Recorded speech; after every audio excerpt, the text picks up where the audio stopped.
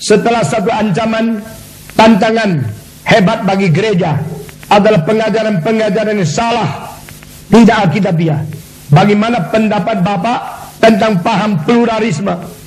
Pluralisme boleh diterima di dalam wilayah bermasyarakat, tidak boleh diterima di dalam wilayah berbakti kepada Allah. Kita percaya kepada Allah Tritunggal, tidak ada kompromi. Tidak percaya kepada Yesus satu-satunya juru selamat, tidak kompromi. Tidak percaya Alkitab firman Tuhan, tidak kompromi. Tidak bisa engkau sekaligus percaya Allah Esa, Allah Tritunggal, sekaligus percaya Yesus bukan Allah, sekaligus percaya bahwa Kuan Kong adalah Allah, sekaligus engkau percaya Kuan Im adalah dewa. Itu pluralisme di dalam masyarakat. Kita mengakui ada orang tidak mengenal Tuhan Allah, maka Allah membiarkan mereka mempunyai kesalahan di dalam berdewa, tetapi bukan iman Kristen.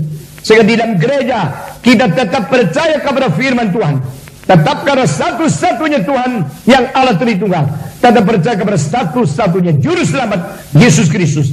Di dalam berbakti tidak ada pluralisme. Di dalam masyarakat boleh ada pluralisme.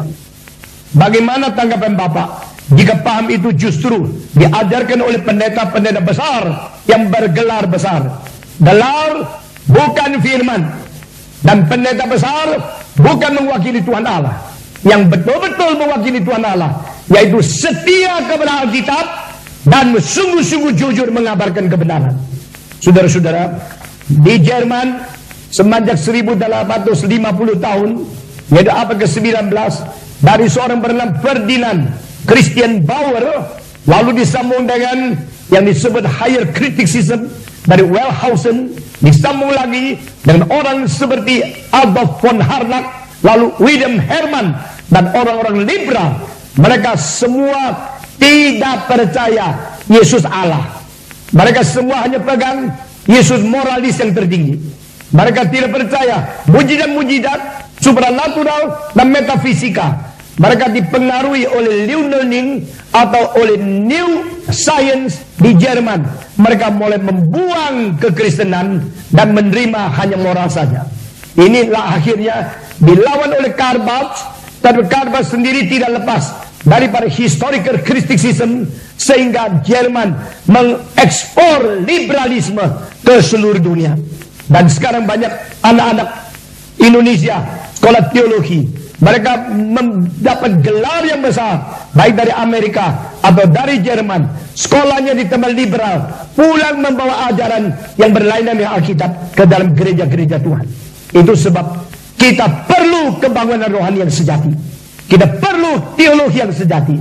Itu sebab kita jangan hanya karena dari luar negeri atau orang hebat, gelar tinggi, lalu kita menerima semua kalimat itu sebagai firman Tuhan. Karena yang benar itu benar, yang tidak benar itu tidak benar. Engkau harus setia kepada Tuhan untuk menanti kedatangan Kristus bagi mereka yang sungguh-sungguh menanti Dia. Mohon penjelasan Pak Stephen Tong berkaitan dengan masalah Yesus satu-satunya jalan keselamatan. Persoalannya sekarang ada banyak pendeta dan pengajar teologi di kota Kupang yang memegang paham pluralisme agama dan beranggapan bahwa ada keselamatan dalam setiap agama.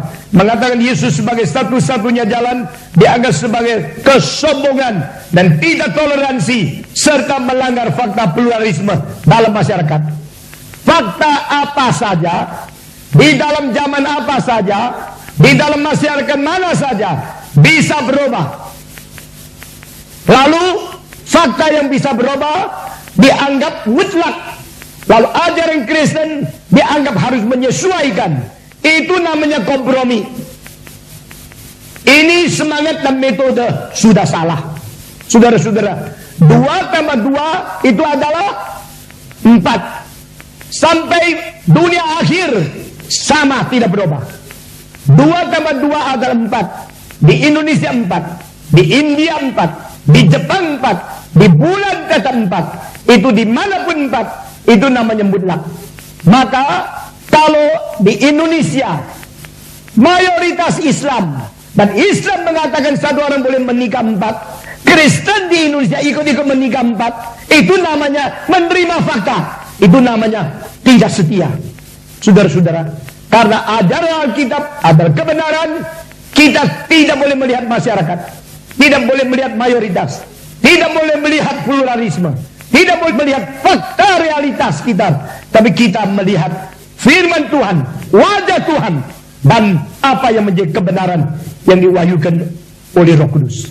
Barulah kita menjadi orang yang setia kepada Tuhan dan tidak ada komprominya. Pendeta-pendeta banyak di Kubang mengajarkan hal ini, berarti Tuhan sedang menguji orang Kristen di Kubang. Apakah engkau tetap setia kepada Tuhan, atau engkau bisa digoncangkan oleh orang yang namanya pendeta tetapi tidak lagi setia kepada firman Tuhan. Saya boleh dibunuh, saya boleh dipaku di atas kayu salib, saya boleh dibenci oleh pendeta, tapi saya tetap harus mengatakan apa yang diajarkan oleh Alkitab.